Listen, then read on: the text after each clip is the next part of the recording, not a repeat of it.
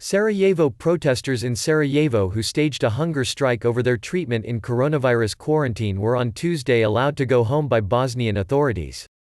About 50 people who had been held in student accommodation in the capital for more than 2 weeks were told they could continue self-isolating in their homes, local officials and protesters said. The protesters said many had not been tested for the virus while others had not been given their test results. Some also said they had not been receiving medicines they needed for other conditions. They also hired a lawyer to examine the legality of their confinement. About 80 people who were quarantined at a later stage will remain in the residence.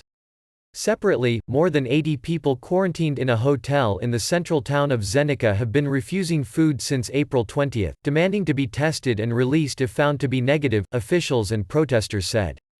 Dozens quarantined in the towns of Doboj and Moglaj staged similar protests.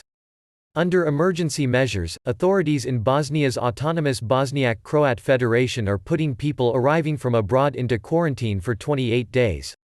In Bosnia's Serb Republic, the country's other autonomous half, they can continue their quarantine at home after 2 weeks unless they develop symptoms of COVID-19. So far, 1,342 people in Bosnia are confirmed to have been infected and 51 of them have died. Even before the pandemic, Bosnia's health system was in poor shape.